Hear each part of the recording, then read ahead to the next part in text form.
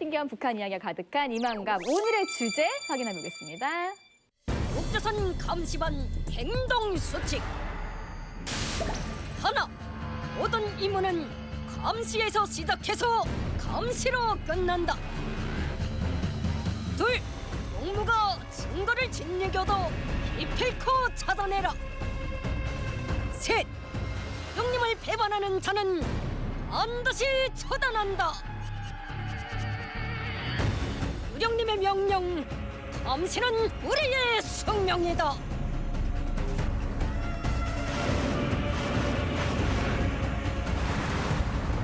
북한 주민을 지켜보는 눈, 북한의 감시자들. 네, 북한은 24시간 365일 주민들을 감시한다고 해도 과언이 아니라고 하는데요. 오늘 이만갑에서는 북한에서 감시를 당한 그 주민들의 이야기는 물론이고요.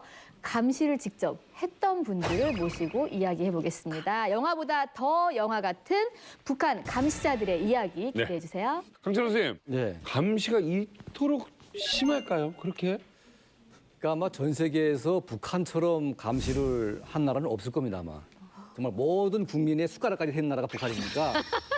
아, 그 뭐? 네, 그래서 말단 조직은 인민반이라는 게 있는데 네. 이 인민반장은 거의 뭐 대놓은 간첩, 끈악풀이죠, 완전히. 그러니까 대놓고 이제 감시를 하고 있고 그 보안부 보위부에 보고를 하고 있고 또 이제 국가안전보위부는 비공개로 끈악풀들을 굉장히 많이 심어놓습니다. 그러니까 뭐 한간에 뭐 5명에 1명씩, 3명에 1명씩 뭐 보위부 스파이가 있는데 누가 스파이인지 알 수가 없어요. 그렇죠. 그러니까 보위부는 인민반장을 통해서 수집하기도 하고 또 각자가 파견한 그 끈악풀에 의해서 이제 수집을 하고 있는데 특별히 이제 타켓이 되는 사람들 감시 대상자. 이런 사람들은 이제 3중, 4중으로 이렇게 감시에 붙는 거죠. 그러니까 저도 북한에 있을 때 저한테 가장 친한 친구가 저한테 별말을 다 하더라고요. 그래서 이 친구한테 별말을 다 했는데 그게 보위부로 다 들어갔어요. 북한은요 시스템상으로 모든 북한 주민은 감시자가 되어야 되고 또 감시를 받아야 되는 그 책무를 지니고 있어요. 자기도 감시자고? 그렇지. 이걸 법적으로 규정한 게 바로 북한 김일성 족속이 우리 북조선의 지상의 법이라고 한 당위 유사상 체계 확립이 10대 원칙이에요.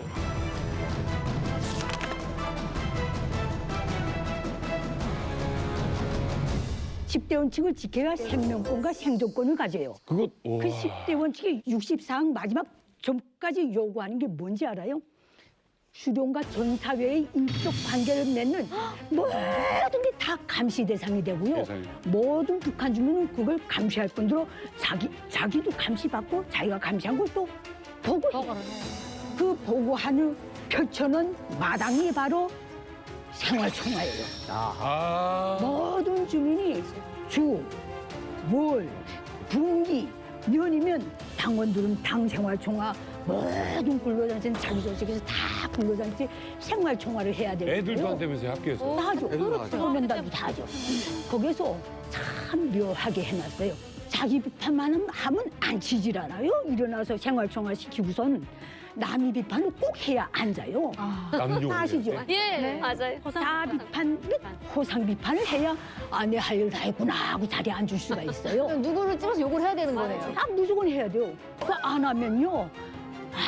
아주 그 나쁜 사람으로 찍혀요. 근데 잘못한 게 없는 사람한테도 만들어서라도 해야 되는 거죠. 만들어서라도 해야죠. 이야. 선생님, 그러면 그 네. 감시하는 게 일반 주민들보다는 고위층으로 갈수록 더 심하겠네요. 아이고, 더 심하죠. 이게 김일성 족속이 뭐라고 말했냐면 충신도 곁에 있고 간신도 곁에 있고 배신자도 곁에 있고 안 믿는 이거를 연구처럼 외우는 거예요.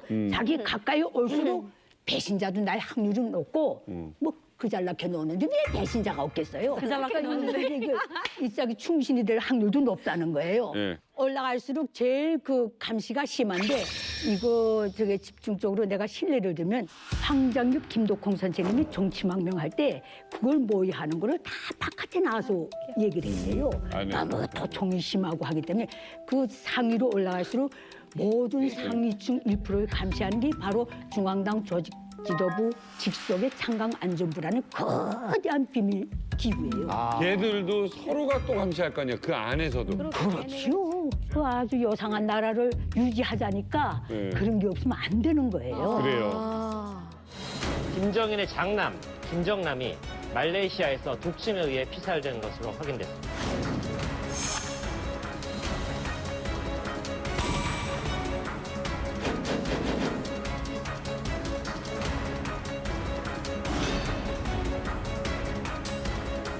전문가가 딱 감시받는다. 그리고 24시간 받는다.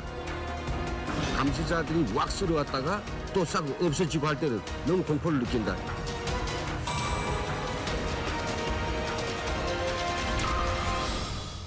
예, 저 김정남이 이제 지난 한 5년간 북한 당국의 아주 끈질기고 아주 치밀한 감시를 이제 받아온 결과 이렇게 참담한 암살을 당하지 않았나 생각이 드는데요.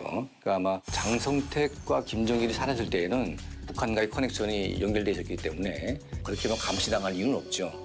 하지만 김정일, 장성택이 차례로 죽고 난 다음부터는 이제 북한하고 단절될 수밖에 없고 또 이제 북한 지도부는 김정남을 북한으로 끌어오는 게 제일 안전한데 김정남은 이제 그걸 원치 않았기 때문에 그때부터는 완전히 이제 집중 감시를 했다고 봐야죠.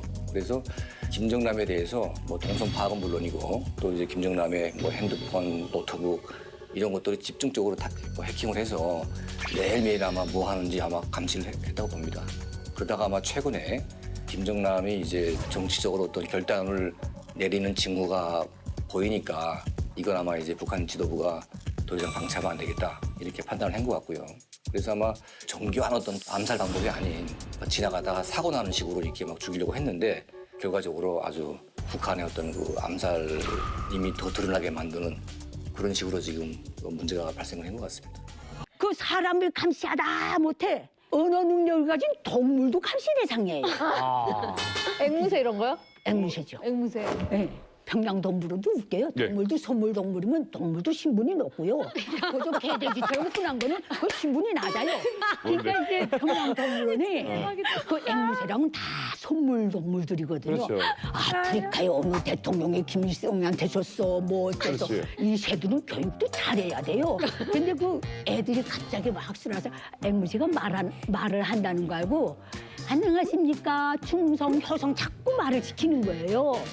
이 앵무새가 그건 안 하고 맨입에 하고 계속 외친 거예요. 금방관 앵무는 목소리가 굉장히 커요. 예. 맨입에 하면 저쪽 동작까지 다 들려요. 맨입에 하면 저쪽 동작까지 다 들려요. 맨몸에가 웬일이 안 한다고. 그래서 맨입에 얘기 안 한다고? 꽁튀기 하나라도 입에 넣어달라는 소리예요. 아, 얘도 뭘 바라네. 이게 사육사들이 배워준 거예요. 아. 그래서요, 그 단체 견학 왔던 놈이 통보를 해가지고요, 김일성의 손물새한테 망탕말을 배워줬다고, 맨입에가 뭔가 충성 효성을 배워줘야지 해가지고, 중앙당 검열이 붙었다. 그것 때문에 네. 충성 이런 걸 가르쳐야 되는데 맨입을 가르쳐. 맨입을 가르쳐줬다. 맨입에. 북한 당국이 주민들을요 더 철저하게 감시하기 위해서 주민들 사이에 밀정을 심어놓는다고 합니다. 과연 어떤 사람을 밀정으로 심어놓을지 저희가 준비했습니다. 화면 보여주세요. 3위가 조선족 보따리상, 2위가 진료소 관계자입니다. 조선족 보따리상과 진료소 관계자가 3위, 2위에 있는데 네. 박현숙 씨, 네. 이런 사람을 밀정으로 심어놓는 이유는 뭘까요? 원래 북한의 조선족뿐 아니라 한족도 이렇게 북한 보위부의 그 정보원이에요. 근데 그 사람들은 밀수를 해야만이 생계를 유지해요. 그 압록강 그 자체가 압록강 두만강이 그 사람들이 생계 그 목적인데 그걸 통해서 자기 생계를 유지하려고 보니까 북한 보위부가 너네 이 여기 밀수를 하겠으면은 우리 시키는 일을 해야만이 한다 하는 그런 게 있어요. 그러니까 그 사람들은 경제적으로 밀수를 하고 그다음에 그 마을에 북한 여자 아니면은 조선 남자, 북한 남자 와서 무엇을 넘겼으며 무슨 일을 하며 무슨 말을 했으며 한국에 갔으며 그 가서 몇 명이 오며 하는 걸 이제 일주일에 한 번씩 계속 적어서 이제 그 반탐이나 그런 데 보내야 돼요. 그러니까 우리하고 웃으면서 밀수를 하고 뒤에 돌아앉아서는 누기 오늘에 와서 뭘 가지고 왔다고 이렇게 말하는 거예요. 신기해요. 예, 아무튼 그리고 뭐 진료소 관계자를 밀정으로 삼나요? 왜? 이게 북한의 모든 중요 기관들은 직료소가 다 있어요. 공장도 그렇고 구급 위로 활동을 할 수 있는 그런 직료소들이 다 있거든요. 네. 사람들이 아파가지고 직료소에 가면 진찰도 해주고 스킨십도 있고 하니까 이 무장 해제가 되는 거예요. 그래서 뭐 말하다가 잡담도 하면서 자기 그 무슨 속 생각을 얘기하는 경우가 많아요. 그래서 걔네 직료소에 앉아서 혼자 뭐 이렇게 준이들 같은 거 병 봐주는 것들은 한 90%는 보이부 밀정이라고 예. 봐도 둥탈이 없어요. 아. 그렇다면 여기서 이제 북한에서 밀정으로 삼는 베스트 3에서 1위는 무엇일까요? 처음에 딱 든 생각은 과학자였거든요. 예. 왜냐면 많은 이제 무슨 어떤 기밀이나 이런 걸 많이 알고 있으니까. 근데 한편으로는 군 관계자일 것 같아요. 왜냐면 가장 중요한 부분이거든요. 그렇지. 배신을 하거나 뭐 이런 문제가 생겼을 때 아, 이거 정답 같다. 네, 큰 문제라. 자, 정답 확인해 보겠습니다. 자, 1위는 바로 유치원생 아이들. 와. 네. 유치원생 아이들을 이렇게 해가지고 하나 봐요. 이게 이해가 말도 안 된다, 이해가 되지만. 제가 학교 때인데 고등학교 때 이제 비사 그룹과 금년을 붙었어요. 근데 첫 왔는데 유치원인 거라. 유치원 가서 물어본 거 애기들한테 저녁 뭐 먹었어요? 저기 영화 뭐 봤어요? 이렇게 물어본 거라. 그러니까 애기들 다 말한단 말이에요. 어제 고기 무슨 고기 먹었어요? 하는데 북한은 돼지고기밖에 없답니까? 근데 돼지 어느 동네에서 하나 잡으면은 지원돼지 몇 킬로 맞추고 몇 킬로 어느 집 어느 집 하는 거 다 나와요. 조사 딱 해볼까? 그 집은 돼지고기 안 사간 거라. 네. 그래서 딱 내렸는데 소고기 먹었거든요. 그래서 하루 아침에 자고 깨어났는데 집 안 가족을 다 실어갔더라는데. 소고기 하나 먹었다고. 그게 시범껌이랑 시범껌이 걸린 거라. 아야. 우리 동네에서 지금 한국 드라마를 봤어요. 근데 이제 잘 때 봤으면 모르겠는데 같이 보다 나니까 이제 그 보이부가 이제 그 집에 딱 들이쳐가지고 그런데 부모님들은 딱 모른다 했는데 애기 보고서 야, 너 뭐 봤어? 이러니까 그 천국의 계단 봤다고. 그 이모가 막 웃는 거 봤잖아. 그리고 아빠가 저 개짝에다 넣은 거 말하지 말라 했는데 해가지고 봤는데 거기 메시리알이 진짜 많았던 거예요. 그래서 그 집을 싹 잡아갔어요. 대박이다. 강철원 대표님, 정말 북한에서 호텔에서도 도청을 하나요? 그렇죠. 그러니까 이제 북한은 그 여관을 제한 호텔은 전부 다 외국인들이 사는 네. 개념이기 때문에 100%도 도청을 한다고 봐야죠. 외국인한테도요? 예, 그러니까 이제 고려 호텔 같은 경우에는 4층이 전혀 없어요. 소노충도 없습니다. 이게. 그러더라고요. 보통이 없어요. 그러니까 국가안전 보위성이 한 개 층을 아예 인대내가지고 좋은 도청 기구를 갖다 깔아놓고 다 듣고 있습니다. 그러니까 호텔에서 그냥 자기 얘기한다는 것은 나 잡아가라는 얘기거든요, 이게. 그래서 절대로 호텔에서 말을 하면 안 됩니다. 호텔에서 입을 뚝 닫고 있나요? 그냥 가만히 있어야죠, 그냥. 예. 이해가 있어요. 네, 북한 체제를 유지하는 검은 힘, 감시. 최근 북한은 북한 주민들 사이에 이것의 확산을 막기 위해서 이 감시를 더 또 강화했다고 합니다. 과연 어떤 걸 감시하기 위한 건지 저희가 특별히 이번엔 재연으로 준비해봤습니다. 함께 보시죠.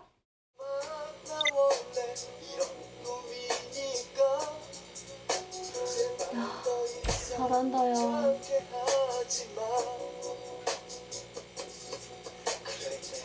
남자 저 남자들은 살금 왜 이렇게 하얗니? 잘 먹어서 그런가?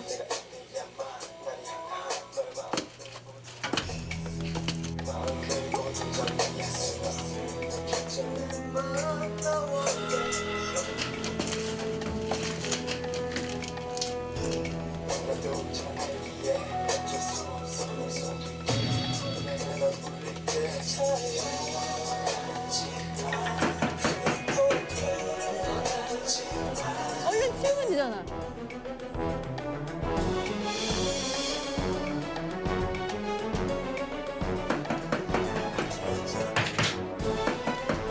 큰일 났다. 야, 문 안 열어?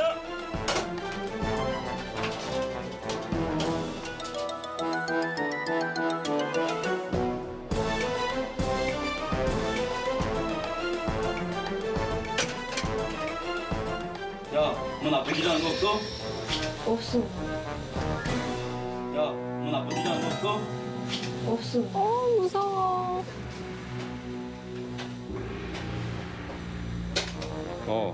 플레이어를 야, 부르는 너 일어나봐. 너무 무서운 거 아니에요, 문은?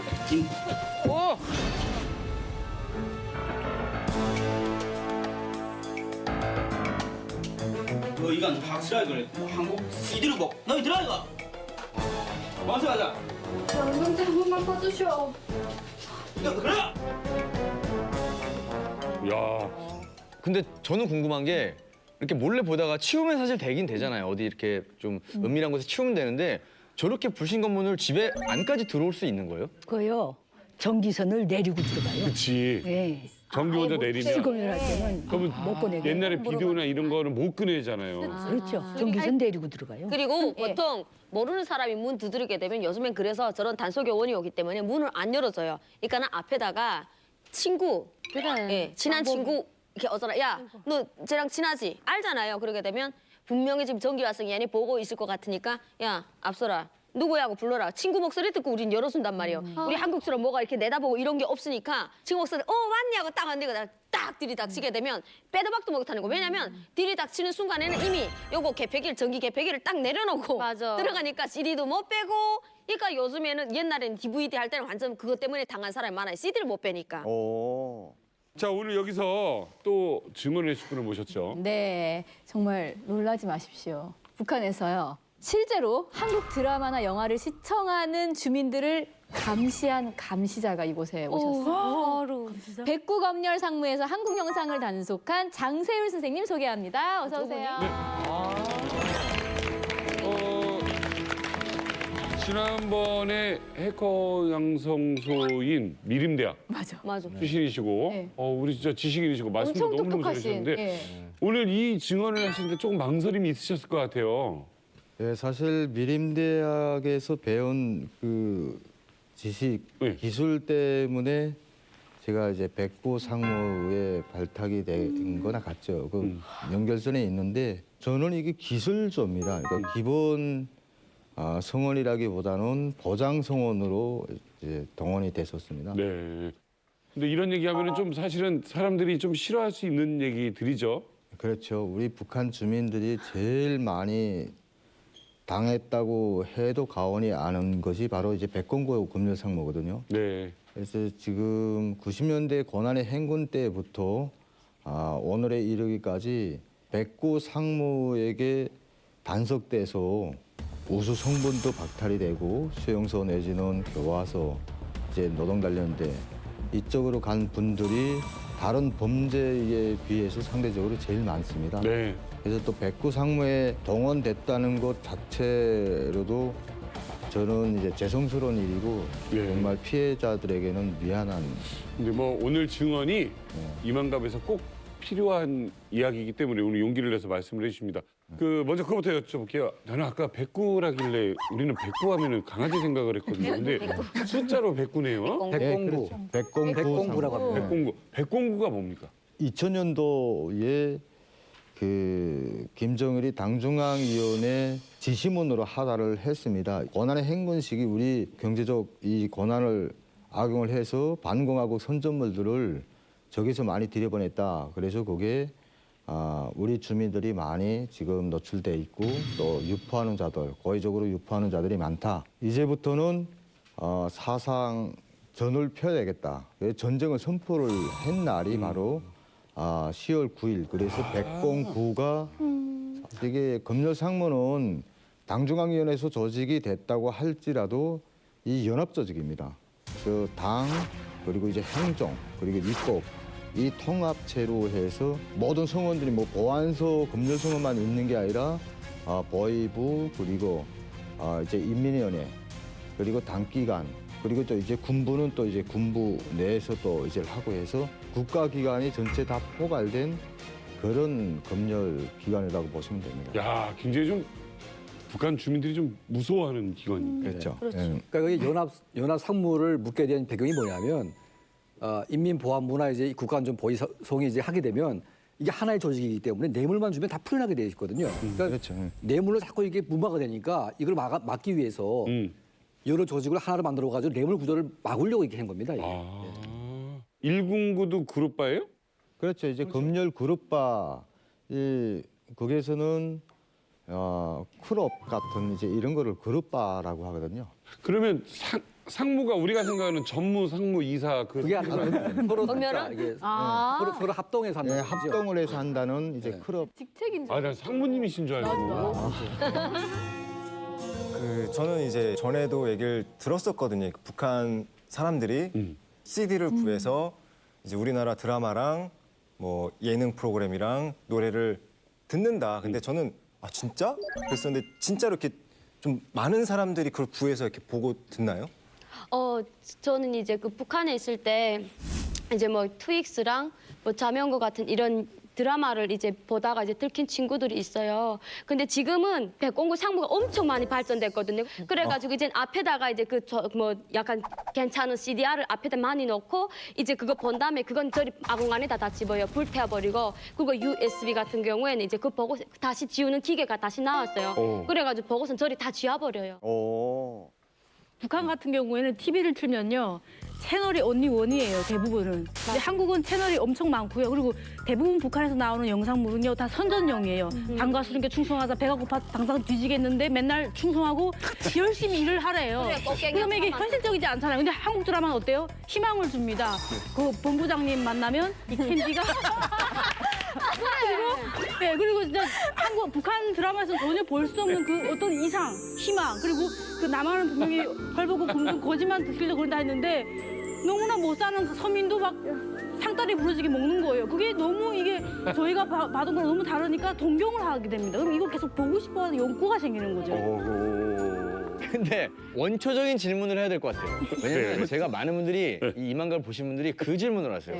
아니 먹고 살기도 지금 깝깝한데 그 기계를 도대체 어떻게 구해서 보느냐. 왜냐면 전기도 안 나오는데 전원도 꽂아야 되고 전기도 써야 되는데. 그러니까 이제 일반 서민들이 보게 된 이유가 그 디스플레이나 이런 전자기기들이 너무 싸진 겁니다. 중국에서. 중국산이. 그러니까 중국산이 너무 싸지다 보니까 이제는 이제 엄두도 못 냈던 이런 가정집에서 저 몇 달 굶더라도 하나 사자 이런 분위기가 있는 거죠. 그래서 이제 많은 분들이 굶으면서 그걸 살려고 하고 있고 또 이제 그 TV 같은 경우에도 요즘에는 보면 다 USB 단자가 딱 달리셔야 됩니다. 맞아. USB 단자가 없게 되면 TV가 팔리지가 않아요.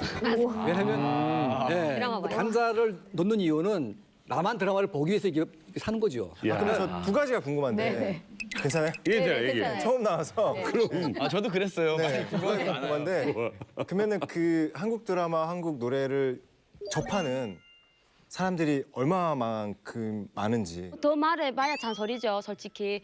엄청 버는 건 그냥 왜냐면 10명에서 그냥 6명 번다고 생각하면 돼요. 네. 아니 최근에 온 애가 그러더라고요. 너 왜 왔냐니까 송중기 만나러 왔더니 송중기를 어떻게 알아 했더니 태양의 후예를 봤다는 거예요. 근데 이게 중국을 통해서 들어가는 게 한 일주일 정도 걸린대요. 이 드라마가. 근데 이게 더 빠른 방법이 있대요. 그거는 늦은 거라고. 어떻게 빨리 도깨비 보겠네, 도깨비. 국경연서 이런 쪽에서는 실시간 주파수를 잡는데요. 맞아. 그래서 집값이 되게 허름한 집이어도 이게 남한 주파가 잘 잡히는 집이 집값이 폭등한다는 거예요. 그래서 그거를 실시간으로 보는 사람도 있더라고요. 극소수이지만 그렇게 보는 사람도 있어요. 그러면 이제 누가 한국 드라마를 보는지는 어떻게 알고 이렇게 검문을 들어가는 거예요? 사실 다 명단이 다 돼 있습니다. 그러니까 일단 상무는 초기에 정보 라인을 동원을 해서 어느 집에 뭐 DVD 내지는 뭐 이게 녹화기 뭐 이런 것들이 있는 명단이 다 들어가 있거든요. 그 백공구 검열 상무가 가지고 다니는 전파 수신 감지기가 있습니다. 다른 분들 다 당해 봤겠지만 그걸 가지고 그 동네 골목으로 다닙니다. 일단은요. 이렇게 쭉 다니면 예전에는 VCD를 많이 썼고요. 그리고 지금 현재는 DVD 플레이어, 뭐 노트텔, 그리고 이제 그 TV 자체에 달려 있는 이게 뭐 녹화기 달린 TV 이런 것들을 쓰는데 여기에서 미세한 전자기파가 그 영상파, 음성파가 나옵니다. 그거를 수신 감지기를 통해서 보는 거죠. 점점 더 가까이 가면 이 모니터의 화면까지 나오거든요. 와, 그래요? 딱 나와요.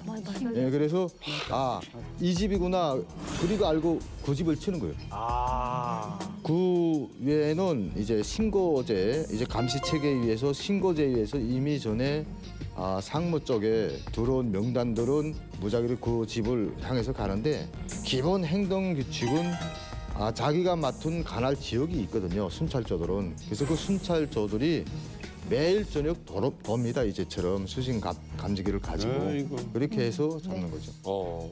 장세율 선생님께서 백구검열 상무 기술조에서 북한 주민들의 한국 드라마 시청을 감시하는 그 임무를 하실 때 이곳에 드디어 그 감시를 당한 분이 계십니다. 난 저 잘생긴 총각 예, 아까부터 궁금했어. 실제 북한에서 한국 드라마를 보다가 죽음의 문턱까지 봤던 김지율 씨 드디어 소개합니다. 아, 저분이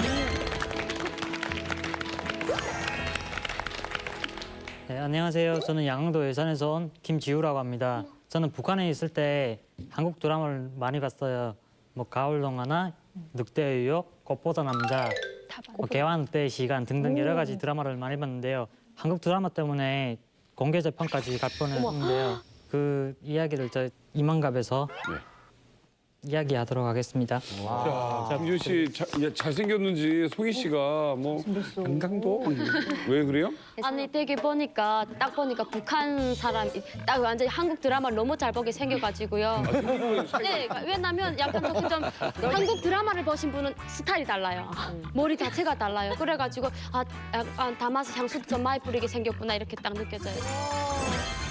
김지우 씨가 잘생긴 건 인정하는데 아까부터 지금 앉아있는 자세가 굉장히 긴장해 있고 그게 우리 세율 선생님 옆에 앉아있어가지고 보다 걸린 장본인인데 그 감시하는 분이 옆에 있으니까 아직도 그때 트라우마가 있으신 것 같은데 아이고야. 어쩌다가 그렇게 걸리신 거예요? 해필은 거기다 앉혀놨어. 그러니까. 저 북한에는 저희 나라 또래 애들은 그 집에 창고나 아니면 옥상 꼭대기에 뭐 이런 침대 같은 걸 많이 만들어 놓고 있거든요. 저희 집은 옥상에 침대가 있었어요. 어머. 근데 그 위에서 저 MP3로 형들이랑 같이 그 영화를 봤었거든요. 네. 보고 있는데 그 저희는 국경 지대라 보니까 밤에 검열들 많이 다녀요. 그래가지고 사다리 타고 어떤 분이 올라오시는 거예요. 옥상에? 네, 옥상에서 보니까 이렇게 불빛이 나간 거예요. 대박. 예, 밤이니까 불빛이 조금 나간 거예요. 그래가지고 옥상으로 올라온 거예요. 그래 저희가 보고 있던 거 막 떼려고 막 부셨거든요. 근데 안 부셔지는 거예요. 그 엄청 더운 거였거든요. 그래가지고 안 부셔져가지고 그 사람이 올라가서 저희가 막 이렇게 압수를 했거든요. 그래가지고 이게 뭐냐? 부수는 순간 저 좀 잡아가세요인데. 네. 그러고 다닐 텐데. 그래가지고 너무 당황해가지고 어리니까. 다 죽었구나 하고 그랬었는데 이거 확인해보고 다시 찾아오겠다 이렇게 하면서 가지고 갔어요. 그래 가가지고 우린 다 죽었다 이러고 그 형들이 3명이서 도망을 갔어요. 도망을 쳐가지고 3일 동안 있었는데 아무 소리 집에 엄마랑 전화를 했는데 집에서 찾아온 사람이 없다 뭐 이러는 거예요. 그래가지고 그 사람이 그걸 그냥 가지고 끝이구나. 네, 끝이구나 이렇게 생각하고 집으로 갔거든요. 그래 가가지고 잤어요 그날 저녁에. 아이고 4일째 나타나는데. 네, 예, 3일째 도망 다니다가 4일째 와 집에서 잤어요. 그래서 자고 있는데 그날 새벽에 그 백공구 분들이라고 안 해도 돼요. 그냥 옆에 백공구에서 예, 그 보호하는 분들이 새벽에 저희 집에 찾아온 거예요.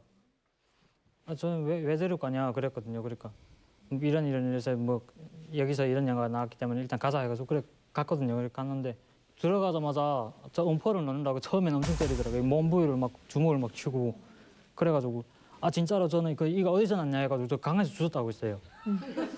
강에서 주워가지고 옥상에 올라와가지고 확인하던 찰나에 그 보안원 분이 올라와가지고 저희는 어떤 게 들어있는지도 모른다. 그래가지고 막 우기고 막 그랬었거든요. 그러니까 이게 일단 잡기는 잡는데 제일 이 많은 유형이 이제처럼 가지고 있었지만 안 봤다고 아예 뻗대는 거예요. 그래서 들어가면요 보안원들하고 이 얘네들이 우선 반죽을 만듭니다. 그래서 아예 구두발을 내려 까고 찍고 해서 아야 그래서 뭐 이빨 다 부러지고 눈동이 다 붓고 이렇게 해도 이 젊은 아들은 그래도 야 죽으면 죽었지 안 본다 이거예요. 그렇지, 그렇지. 그러니까 이 백공고 상무에서는 무조건 이거를 입증을 시켜야 되는데 그러니까 이제 수신 감식 이거는 모니터가 연결이 돼서 거기서 나온 파장은 녹음을 합니다. 자 이게 너희 집에서 보던 녹화물이다 이렇게 해요. 그림은 빼도 백도 없이 인정을 하거든요. 그리고 막 그 CD 같은 것도 이렇게 막 이게 테이프 같은 거는 이렇게 줄줄 다 뽑아가지고 이제 버리거든요. 막 물에 버리고 그러면 이제 USB 같은 것들도 이제는 문을 두들기면 안 열어줍니다. 그저 안 하겠어 계속 야 문 부신다 해도 안 열어줍니다. 그러니까 자기네 치울 것들 다 치우고 그다음에 들어가는데 지금은 포맷 기능들이 다 있어요. 거기에 들어가면 한번 USB요, 뭐 이제 DVD요 이런 것들 박살난 것도 다 굵거든요. 그리고 그것들을 프로그램 돌려서 복원을 하든가 테이프 같은 거는 이제 붙이는 거죠. 이게 그러니까 우리 거기에서는 약전쟁이라고 하잖아요. 저희들 보고. 예, 그러니까 우리는 순찰조가 착용을 하는 수신 감지기 그리고 이제 도청 장비 이런 것들을 수리를 해서 기술적으로 보장을 하는 기고 이런 분들에서 나온 뭐 MP3라든가 DVD, USB 이런 것들을 우리가 다시 복원을 해서 여기에 어떤 내용물이 들어 있다는 걸 복원을 하죠. 되게 보기 좋은 게 김지우 씨는 109 분들이라고 하고 강세현 선생님은 이런 분들이 보시는 거거든요. 남치기 오니까 이게 일단 악수 한번 하시죠, 두 분이. 아유, 미안해. 김지우 씨 정말 큰일 날 뻔하셨잖아요. 공개 재판까지 갈 뻔했다라고 얘기를 했는데 그럼 장시엽 씨 만약에 그렇게 해서 자백을 받아내잖아요. 실토를 하고 뭐 어떻게 받다라는 거 나오면 그 벌은 받을 거 아니에요. 이 면허대 답습하면은 거기에서 뭐 기계, 복사 기계부터 해서 엄청 나오는 게 많거든요. 그리고 이 사람이 일단 들어가서 이게 말맞춤을 못하고 들키면 전국적으로 유포시킨 모든 게 다 나오는 겁니다. 이런 큰 거물은 무조건 총살. 총살? 유포시켜. 무조건 사용이거든요.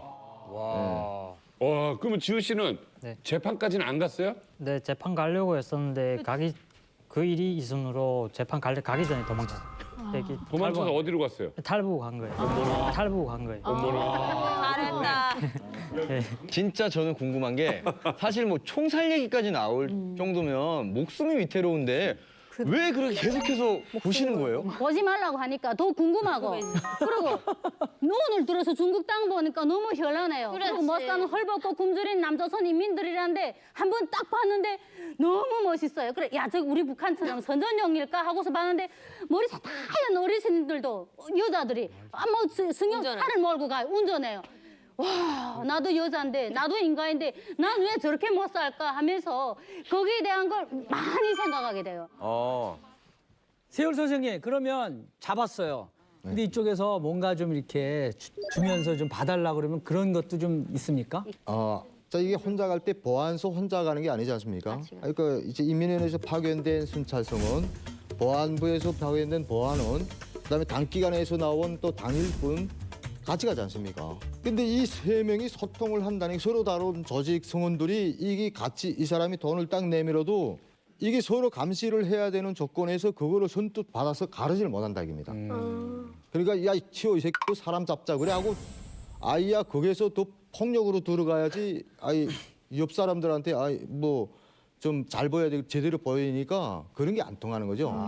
진짜로. 그러니까 상무조에 가기 전에 내밀을 매겨야죠. 근데 상무조에 딱 걸리는 순간은 이건 힘듭니다, 사실. 그렇죠. 연합이니까 연합한테 딱 걸려들면 김정은이 그 상무조를 만든 이유가 너무 부패 구조가 심하다 보니까 이 부패 구조를 없애려고 그렇게 지금 만들어 놓은 것 같습니다. 사실 우리 지우 씨가 이제 그 걸리기 전까지는 안 걸렸을 거 아니에요? 네. 걸리지 않기 위해서 했던 것들 궁금해요. 저 친구들이랑 한국 노래를 듣고 있는데 갑자기 보안원이 들이닥쳐가지고 너무 당황해가지고 저희 친구가 그 USB를 먹어버린 거예요. 이만한 거를? 네.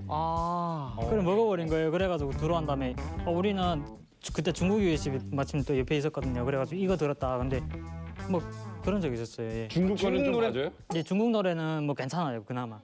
예. 뭐 비판서 같은 거 쓰고 좀 이렇게. 그렇죠. 예. 중국 비판서는 써요? 중국 예, 노래도? 비판서 다시는 이런 노래 안 듣겠다. 비판서까지는 예. 담당자 말씀 좀 한번 들어보겠습니다. 중국어는 봐줘요? USB 먹은 건 분명히 아는데도. 네, 그렇죠. 이게 녹화물 중에서도 가장 위험한 게 한국 겁니다. 네, 한국 영화, 한국 노래, 그리고 또 성비디오 같은 거는 진짜 강하게 때리거든요. 성인 비디오? 예, 성인 비디오 같은 거는 뭐 바로 그래서 그건 거치지도 않고 저 보안소 단계로 넘깁니다. 보안소에서 교화 무조건 들어가는 거죠. 근데 중국어로 위장을 많이 합니다. 그러니까 일단 겉 표지만 중국 이제 무슨 이런 드라마인 것처럼 다 하는데 내용물은 다 한국 겁니다. 근데 이게 일단 급습해서 단속이 시작이 되면은 한국 거든 북한 거든 다 걷어옵니다. 왜냐하면 이제 거기가 진흥적으로 발전을 해서 조선예술영화 이게 CD는 그렇게 됐는데 안에 애들이다 보면 한국 거거든요. 다 해봤잖아요. 그래서 중국 거로 가장 많이 위장을 하는데 가끔은 중국 거를 초기에 먼저 해놓고 중간에 들어가서 이제 한국 거로 이제 아니 한국계 가장 좀 위험하다 그러셨잖아요. 네네. 미국 거는? 백공고 상무에서 이제 레벨은 그렇습니다. 남조선 다음에 미국, 일본이거든요. 예, 그래서 남조선이 가장 무서운 거죠. 송희 씨, 지금도 그렇게 드라마 보는 거 단속합니까? 엄청 단속하죠. 근데 단속해도 이제 우리가 만약에 막 보다가 들켰잖아요. 그러면 이제 백공고 상무들도 이렇게 막 오는데 이제 그게 분담이 있어요. 어떤 집은 누기도 맞고 이제 이렇게 분담이 있어가지고 이제 이런 저런 분들도 이제 돈을 챙겨서 드셔야 되기 때문에 이제 그래야 되기 때문에 이제 와가지고서는 이제 한 명씩 이제 올 때도 있어요. 그러면 이렇게 드라마다 정말 긴박한 상황에서 잡혔다 이러면은 그 위에다가 뭐 빨간 거 이렇게 탁 내놓고서 이렇게 그러면 그냥 그 위에 것만 가지고 가고 CDR은 그냥 주고 그냥 간 사람들도 많아요. 근데 중요한 것은 한두 번 단속당하면 그다음부터 친분 관계가 이루어진다는 겁니다. 네, 제일 먼저는 서먹서먹해서 뭐 비판서도 쓰고 뭐 단련대도 가고 하지만 그다음 계속 보면은 그다음에 인간적으로 가까워지니까 다 저쪽으로 뒷주머니에 돈이 들어갑니다. 저 장수 선생님, 이제 솔직히 좀 터놓고 얘기하세요. 왜냐면 지금 사실은 좀 미안한 마음도 있고 주민들한테 뭐 이럴 텐데 선생님도 드라마 보다 걸리신 적 없습니까? 이게 사실 한국 드라마 사건의 연루가 돼서요. 지금 시원하게 얘기해 대기 발령 대기를 한 상황에서 제가 발탁이 된 겁니다. 그러니까 친구들하고 반 드라마가 결국 이제 남자의 향기라는 드라마를 봤는데 6명이서 보다가 결국 잡혔죠. 저는 이 백공고 상무가 급습에서 잡힌 게 아니고 그 6명 중에 그 버이브 스파이. 네, 그래서 한 며칠 있다가 대학 버이브에서 오라 그래서 가니까 우리 6명이 다 와 있더라고요. 근데 제가 정말로 아쉽고 안타까운 건 아직도 그 6명 중에 내하고 같이 본 6명 중에 버이브 스파이가 있는데 아직 누군지 모르겠네요. 이 정도로. 네. 북한 사회가 아직도 유지되는 이유가 바로 이 시스템 때문입니다. 그 시스템 때문에. 그래서 무섭다. 일단 다들 좀 기술이 있으니까 이런 전자장비 수리할 줄 아니까 그래서 들어가는데 정말 무보수입니다. 제가 7개월간 무보수를 했는데 나는 복원이 될 수 있다고 믿은 거죠. 진짜 열심히 했죠. 그런데 1년 만에 4명이 복귀가 됐습니다. 내하고 다른 선생은 어쨌든 CD를 얻어서 집을 또 구 선생네 집에 가서 봤거든요. 대학에서 또 제일 가깝다는. 그래서 우리 둘이는 복원이 힘들다는 이런 걸 알았거든요. 당연히 물어보니까 복귀가 좀 힘들다.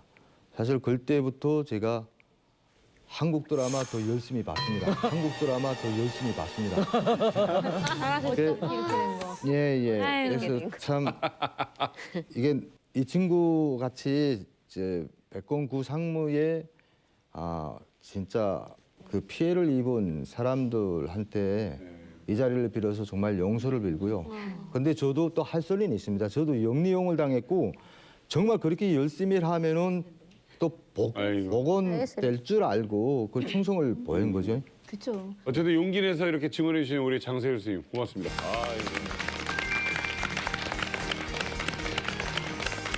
근데 정말 이렇게 북한 주민들이 한국 드라마 좋아하는데 과연 어떤 드라마를 좋아하는지 궁금하시죠? 저희 오랜만에 양강도 남매 한송이 정민우 씨가 준비하셨다고 합니다. 함께 보시죠.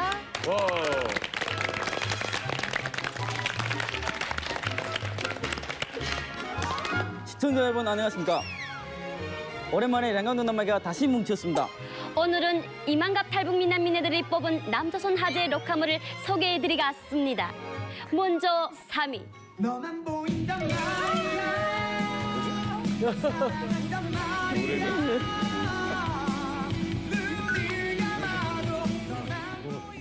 이거 너무 재밌었는데. 너 나 좋아하냐? 이거 너무 재밌었는데.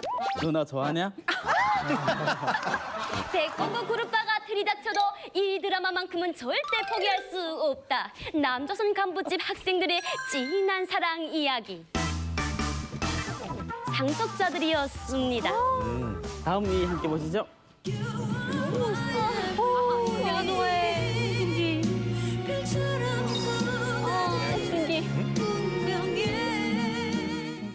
수백일 전투로 지친 북조선 여성들의 마음을 달래줄 바로 그 남자. 성중이 정말 멋있지 말입니다. 그래? 태양의 후예. 야야 성이야. 왜? 내가 뭔가 착각 오해 같은데 성중이도 내 말투 따라한 거란데. 진짜란데? 내 말투랑 똑같지 말입니다. 내 말투랑 똑같지 말입니다. 딱 닮았지. 북조선 군인 덕무들이 가정집 대지나 훔칠 때 남조선 군인 덕무는 북조선 여성들의 마음을 홀라당 훔쳐버렸다는 거 아시겠습니까? 이만갑 탈북 미남 미녀들이 뽑은 남조선 하드의 녹화물 대망의 1위는 뭐야? 가을동화. 가을동화.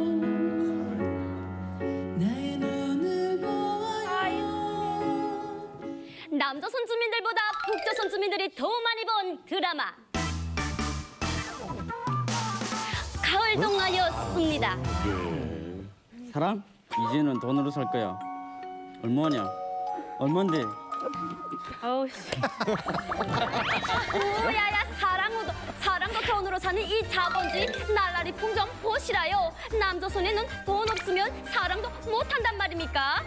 아이고, 그럼 난 남조선에서 여자 명 못 만나보겠구만. 북한에서 7명씩이나 만나던 내가 그립다. 간섭이 떠나도 절대 사수한다. 남조선 하드의 녹화물을 잘 보셨습니까? 지금까지 한국 남매 민호와 성이었습니다. 다음에 또 만나자요.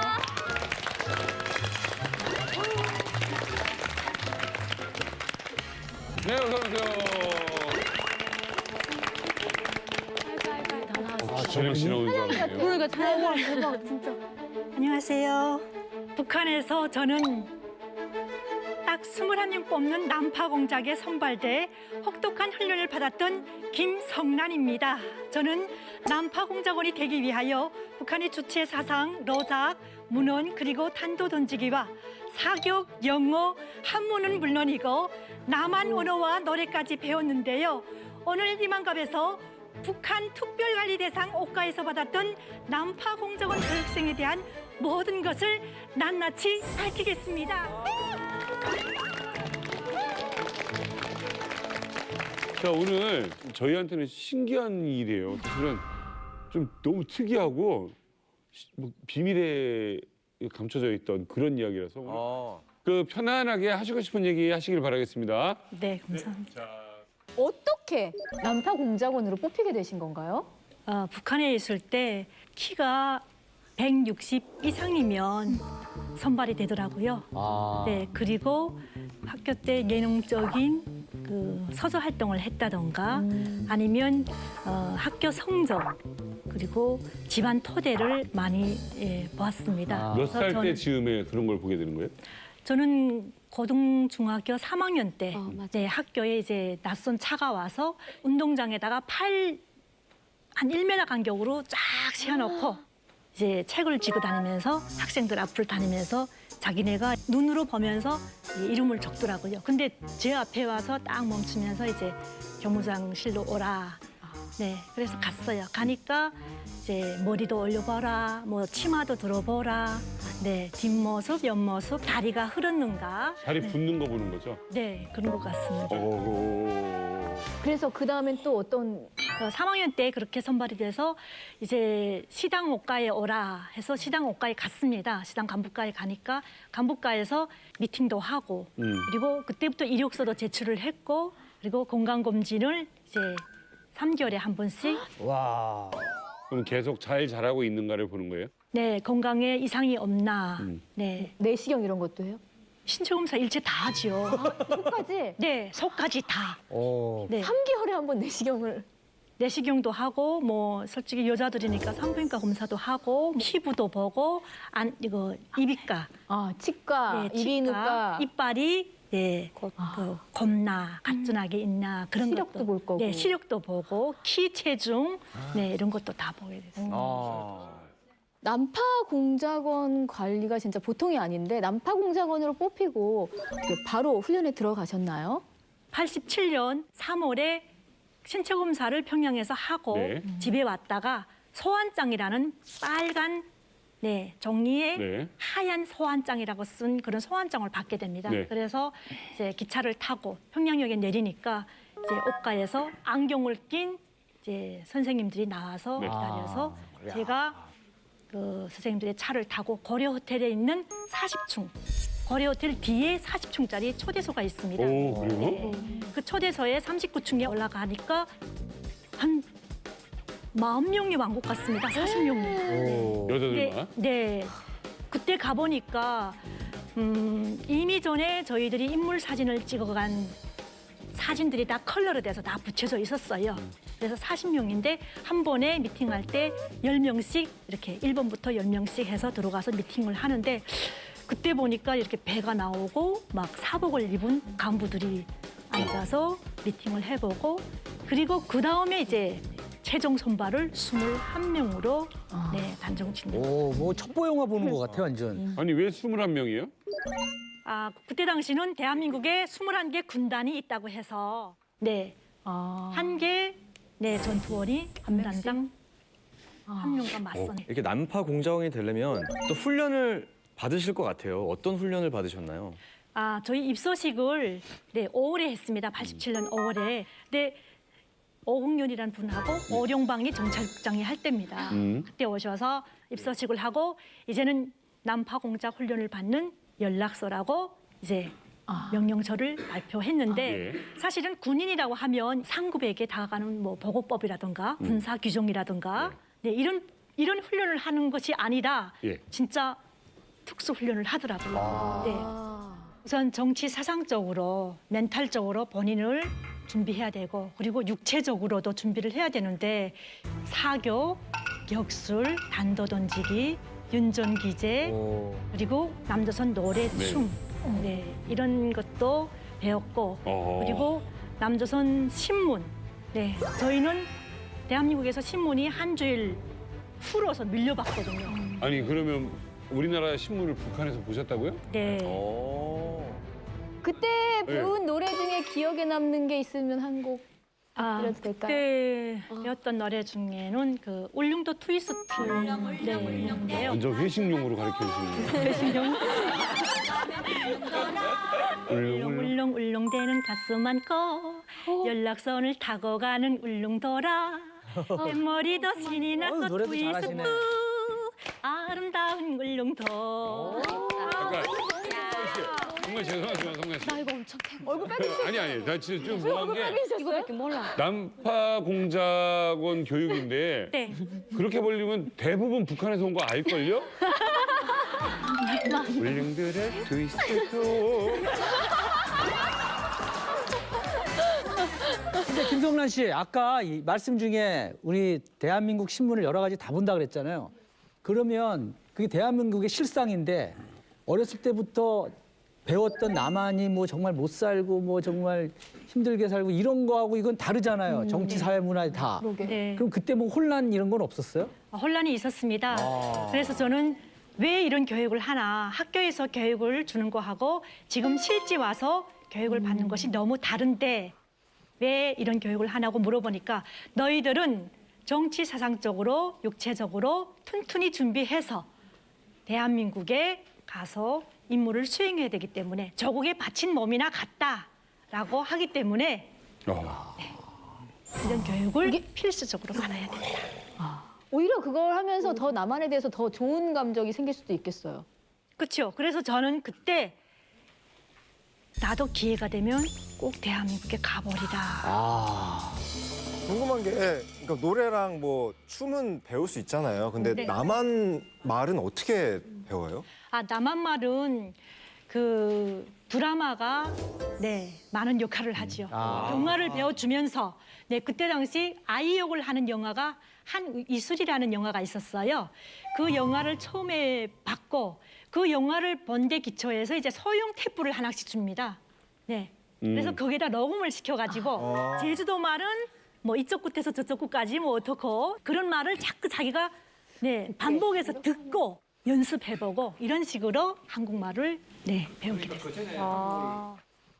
그럼 난파 공작원 이렇게 교육생 되시면 시험 같은 것 이렇게 또 통과를 해야 되는지 네. 지금 아까 과정들을 보면 국가대표 뽑히는 것보다 더 힘들게 뽑히시고 그렇죠. 관리도 더 잘하시거든요. 아, 시험은 한 달에 한 번씩 중앙당에서 판정이 옵니다. 뭐 정치 교육이라던가 아니면 영어, 한문 그리고 가장 힘들었던 교육은 이제 정보 자료 수집이라는 것이 있어서요. 네, 선생님이 칠판에다가 자기가 남한에 와서 이제 활동을 했던 그런 내용들을 씁니다. 예를 들어서 이제 뭐 어느 다리를 지나간다.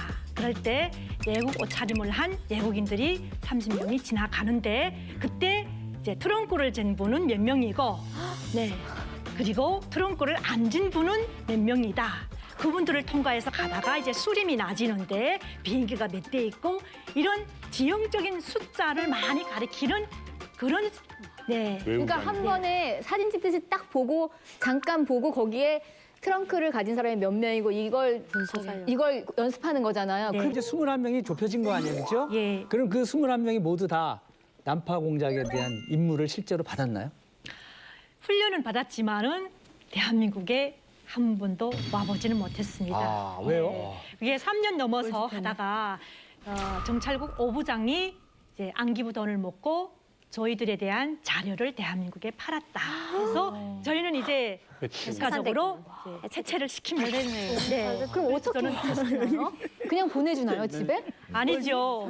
본인이 집에 가겠다 해서 보내주는 것이 아니라 저는 그래서 그 후에 평양에 있는 기술연구소에 가서 군사복무를 마저 하고, 네, 마저 하고 이제 그때 당시 저의 집이 가장 힘들었거든요. 그 셋째 동생이 이제 영양실조에까지 가는 상황에 이르렀고, 그리고 아빠가 난파공작 훈련에 갔을 때 87년 12월에 사망을 합니다. 세상에. 그거 알았어요? 공정 교육할 때? 그땐 몰랐어요. 후에 알게 돼서 엄청 많이 울었습니다. 그거 알았을 때 얼마나 실망하고 가슴이 찢어지셨어요. 너무 마음 아파. 그래서 그때 북한에서는 더 희망이 없구나. 이렇게 생각을 했고 2011년에 탈북을 하면서 이제 중국에 와서 인터넷으로 난파공작원, 경찰청국, 전투원 이렇게 쳐봤습니다. 네, 그러니까 나오는 게 이제 아웅산 폭파 테러, 그 사건이 뜨더라고요. 그래서 읽어보니까 미얀마에서 공작원들이 다 진짜 죽었지 않습니까? 전 그걸 보면서 정말 막 서술아치겠더라고요. 그리고 북한에서는 그의 부모들한테 너의 자식들은 다 변절했다. 변절자의 가족이다 해서 다 수용소로 보냈습니다. 그래서 저는 이거 말도 안 돼. 어떻게 이럴 수 있냐. 내가 그런 훈련을 받았기 때문에 정말 그런데 너무 관심이 있었거든요. 정말 야속하고 정말 해체되기도 잘했고 내가 정말 탈북하기도 정말 잘했다. 이런 생각이 들더라고요. 이곳에 오셔서 가족 같은 분이 생기셨다고 남한에. 저게 한성 씨. 정말 가족과도 같고 또 같이 7달 동안 같이 같은 기수로서 하나원? 하나원 같은 기수고 같이 왔고 같은 방에 있었고 법률도 같은 선생님한테서 받았어요. 얼마 안 되셨네요. 그럼 여기 오신 지도 김성현 씨도. 2004년. 근데 김성현 씨 이렇게 해맑은 어린아이랑 같이 있어서 혹시 힘들진 않으셨어요? 너무 맑은 애기라서. 문제를 일으키거나. 너무 애기라서. 원체 좀 귀엽지 않습니까? 귀엽긴 하죠. 귀엽고 그리고 좀 예능적으로 좀 노래도 잘하고 해서 많은 사람들의 귀여움을 받았는데 조금 안 좋은 거는 공부 시간에 공부를 잘 안 하고 피아노를 치러 피아노실에 가서 계속 노래만 불렀습니다. 그 약간 반동기가 있죠. 근데 그래도 수업 시간에 선생님이 막 질문을 하면 제일 힘찬 소리로 맞는 소리만 하거든요. 그래서 선생님들이 그랬어요. 니는 수업할 때마다 없어지는데 근데 딱 시험 칠 때 보면 제대로 말을 한다고. 신기하네. 용기예요. 왜 그래? 어떤 언니예요? 이제 그 태국에서부터 이제 왔는데 우리가 다 이제 또 검사를 받고 나와요. 근데 거기서 이제 그 울릉도 투유수트만 이렇게 계속 부르더라고요. 거기서 울릉도. 네, 그래가지고 내가 물어봤어요. 그거 뭐 하여튼간에 이게 노래할 게 많은데 왜 딱 울릉도 투유수트나 하니까 나는 뭐라니 이제 그 군사복무 때 그거를 배웠대요. 그래서 아니 다른 사람들은 뭐라니 이거 남조선 노래를 배우면 다 이렇게 생활제대 먹는데 고모는 왜 그렇게 했냐고 그러니까 그런 일이 있대요. 근데 이제 국정원에 와가지고 이제 조사를 하는데 한 달 내내 안 나오는 거예요. 그리고 나와서는 떡을 이렇게 이게 하나씩 주고 먹으라고 주고 그래서 내 착각했어요. 선생님이랑 무슨 이렇게 약간 연인 정말 오늘 오셔서 즐겁고 편안한 자리 되고 가시길 바랄게요. 열렬히 환영합니다.